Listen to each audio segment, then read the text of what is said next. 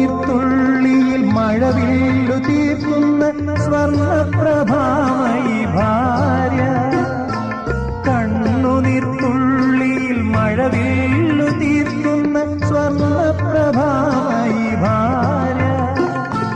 കാര്യത്തിൽ മന്ത്രിയും കർമ്മത്തിൽ ദാസിയും രൂപത്തിൽ ലക്ഷ്മിയും ഭാര്യ.